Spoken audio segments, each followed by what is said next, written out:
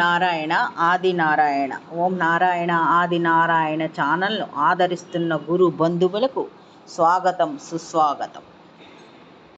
ఓం నారాయణ ఆది నారాయణ. ఓం శ్రీ భగవాన్ వెంకయ్య స్వామి. ఆశ్రిత జనరక్షకుడు, దీనజన బాంధవుడు శ్రీ భగవాన్ వెంకయ్య స్వామి వారి పాద పద్మములకు నా ప్రణామములు. సమస్త సగుణ రూప నిర్గుణ రూప గురుదేవుల పాద పద్మములకు నా నమస్సుమాంజలి. పరబ్రహ్మ స్వరూపులైన సద్గురువులు తమ సంకల్ప మాత్రము చేత ఎలాంటి భయంకరమైన వ్యాధులైనా నయం చేయగలగడం, చనిపోయిన వారిని బ్రతికించడం లాంటి దివ్య లీలలు శ్రీ గురు చరిత్ర, శ్రీ సాయి చరిత్ర వంటి మహనీయుల చరిత్రల్లో చూస్తాం. దత్తాత్రేయ పరంపరలో అవధూత సాంప్రదాయంలో రోగికి విషతుల్యమైన పదార్థములతో రోగం కుదర్చడం అనేది ఒక దివ్య లీల. వారి మాట యందు విశ్వాసం గల వారికి అది అమృత తుల్యమై ఆరోగ్యం చేకూరుస్తుంది.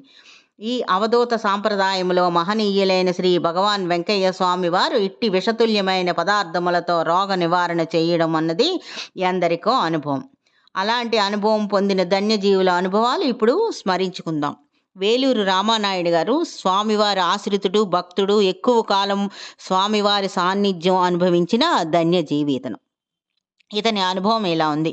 ఒకరోజు సాయంత్రం గొలగమూడి నుంచి స్వామివారితో కలిసి గుండానికి, భగవాన్ వెంకయ్య స్వామివారితో కలిసి గుండానికి బొంతలు కొట్టుకుని రావాలని దున్నపోతుల బండిలో ఊరికి దక్షిణాన ఉండే నాగులారం బయలుదేరారు.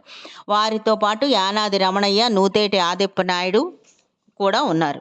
బొంతలు కొట్టే అనుభవం లేని ఇతను రామానాయుడు గారికి బిర్రుగా ఉన్న గొడ్డలి వేయడంతో ఆ దెబ్బకు చెదిరి బొంతపాలు ముఖాన కళ్ళ నిండుగా పడ్డాయి. మంట తట్టుకోలేక బాధపడ్డారు. అబ్బా, ఇంకెట్లా పనిచేసేది, కళ్ళ నిండా పాలు పడ్డాయి అని అనుకుని బాధపడుతున్నారు. అక్కడ దగ్గరలో బండి దగ్గరే ఉన్న స్వామివారు ఒక్క పరుగున వచ్చి తమ పై పంచితో కళ్ళన్ని అద్ది గట్టిగా బుసకొట్టినట్లు శ్వాస పీల్చి, ఇక పోయిందిలే, కొత్త కండ్లు వచ్చుండ్లా అని అన్నారు స్వామి ఆప్యాయంగా. తర్వాత కళ్ళు తెరిస్తే మామూలుగా ఉన్నాయి. స్వామి కంటే ధన్వంతరి, అశ్వనీ దేవతలు ఎవరుంటారు? స్వామివారే కదా ధన్వంతరి, అశ్వనీ దేవతలు. అదేవిధంగా తమ భక్తుడికి ప్రమాదం వస్తే తమ స్పర్శతో, తపస్సుతో క్షణంలో ఉపశమించ చేసిన స్వామి ఈ ప్రమాదం తమకే వస్తే ఏం చేసేవారో ఈ లీల ఇప్పుడు స్మరించుకుందాం. ఒకసారి ఈ సంఘటన జరిగిన తర్వాత, ఒకసారి 2 నెలల తర్వాత స్వామి దర్శనానికి ఇతను రామానాయుడు గారు వెళ్ళేటప్పటికీ స్వామి కళ్ళలో బొంతపాలు పడి తెరవలేకుండా బాధపడుతున్నారు. కన్నీరు ధారాపాతంగా కారిపోతున్నాయి. ఆశ్రమంలో వాళ్ళు ఇతను రామానాయుడు గారిని చూడగానే స్వామివారిని డాక్టర్ దగ్గరికి తీసుకువెళ్ళాలి అన్నారు. అప్పుడు గుర్రం రాజయ్య గారు తోడు రాగా స్వామిని బస్సులో కూర్చోబెట్టుకొని నెల్లూరు తీసుకొని వెళ్ళారు. స్వామివారు స్వాధీనం లేనంతగా, భుజాన్ని ఆనుకొని స్వామి స్వాధీనం లేనంతగా బాధపడుతున్నారు. కళ్ళు, ముక్కు నుంచి నీరు ధారగా కారిపోతున్నాయి. పై పంచులన్నీ తడిచిపోతున్నాయి. నెల్లూరులో దిగి స్వామివారిని రిక్షాలో డాక్టర్ హెబ్బార్ ఆసుపత్రికి తీసుకువెళ్ళారు. డాక్టర్ గారు చూసి ఒక ఇంజెక్షన్ చేసి మాత్ర మింగించి అక్కడ ఉన్న బెంచ్ మీద పడుకోబెట్టి కంట్లో మందు వేశారు స్వామివారికి. కొద్దిసేపు అయిన తర్వాత స్వామి ఇలా అన్నారు, కంట్లో మందు ఇమ్మనయ్యా, మనం గొలగమూడికి పోవాలి, గుండం దగ్గర ఉండాలి అని స్వామివారు అన్నారు, శ్రీ భగవాన్ వెంకయ్య స్వామివారు. ఆ సంగతి డాక్టర్ గారిని అడిగితే, రాత్రికి ఇక్కడ ఉండాలి, రేపు మందులు మార్చాల్సి రావచ్చు, ఇక్కడ నెల్లూరులో ఎవరైనా తెలిసిన వాళ్ళు ఉంటే రాత్రి ఉండి ఉదయాన్ని రండి, మందులు ఇవ్వాలి అని ఆ డాక్టర్ గారు అన్నారు. ఆ విషయం విన్న స్వామి ఇలా అన్నారు, అదెట్లా కుదురుతుందయ్యా, గుండం బీడు పెట్టి మనం ఇక్కడ ఉండకూడదు అని అన్నారు స్వామి. మళ్ళీ డాక్టర్ని కలిసి, ఆయన వెంకయ్య స్వామి ఎప్పుడు గుండం వేసుకొని ఉంటారు కనుక ఇక్కడ ఉండడానికి ఒప్పుకోవడం లేదు అని అనేటప్పటికి డాక్టర్ గారికి కోపం బాగా వచ్చింది.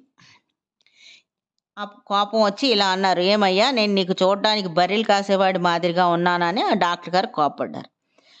భక్తులందరికీ, సేవకులకి, భక్తులకి ఏం చేయాలో తోచలేదు. అప్పుడు చివరికి ఈ రాజయ్య గారిని స్వామివారి దగ్గర పెట్టి సలహాకి, సాయానికి చిట్టమూరు కాంతమ్మ గారి అల్లుడు, అతను గవర్నమెంట్ లాయరు రాజగోపాల్ రెడ్డి గారు అక్కడికి వెళ్ళి విషయం చెప్పారు. అప్పుడు ఆయన వెంటనే వచ్చి స్వామికి నమస్కరించుకొని, స్వామి ఏం చెప్తే అది చెయ్యండి అని అతను సలహా ఇచ్చాడు. ఇంతలో స్వామి పిలిచి ఇలా అన్నారు, అయ్యా, మనం రంగనాయకుల దేవస్థానం దగ్గరకు పోతే కళ్ళ నొప్పులు ఆయన తీరుస్తారు, పోదాం పదండి అని పరిష్కారం చెప్పారు స్వామివారు. చెబితే ఒప్పుకోరేమో అని డాక్టర్కి చెప్పకుండానే రిక్షాలో స్వామిని శ్రీరంగనాయకుడి సన్నిధికి చేర్చారు భక్తులు. అప్పటికి స్వామివారి పరిస్థితి అదే విధంగా ఉంది. కళ్ళ నుంచి, ముక్కు నుంచి నీరు కారుతూనే ఉంది. గుడి దగ్గరకు దిగగానే స్వామి ఇలా అన్నారు, "మీరెవరు నన్ను తగలకూడదు" అని. అప్పుడు వేలూరు రామానాయుడు వైపు తిరిగి ఇలా అన్నారు, "నీవు టెంకాయ తీసుకొని రా, గుడిలో గోత్రం అడుగుతారు, చెప్పి పూజ చేయించు" అన్నారు స్వామి. స్వామి మాత్రం ద్వారం దగ్గరే నిలబడి చూస్తున్నారు. పూజ పూర్తయి బయట వచ్చేంత వరకు స్వామి కంట్లో నీరు కారలేదు. మళ్ళీ తిరుగు రిక్షా ఎక్కగానే కళ్ళు యథాప్రకారం కారనారంభించింది. కళ్ళ నుంచి, ముక్కు నుంచి నీరు కారడం ప్రారంభించింది.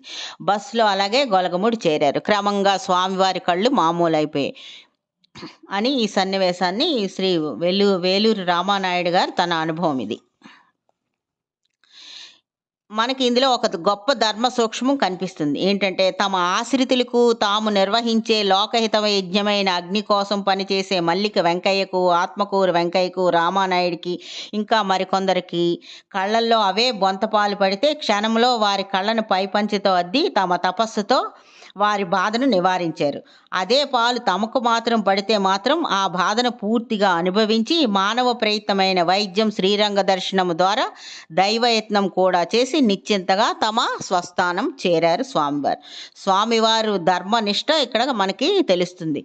సంకల్ప మాత్రముతోనే ఆ వ్యాధులను నివారించగల స్వామి, సకల సంపదలను ప్రసాదించగల పరమ కారుణ్యమూర్తి తన భుక్తికి మాత్రం భిక్షకుడుగానే నిలిచారు. నేటికి తమను ఆశ్రయించిన వారికి అండయ్య రక్షగా నిలుస్తున్నారు. ఓం నారాయణ. ఆది నారాయణ.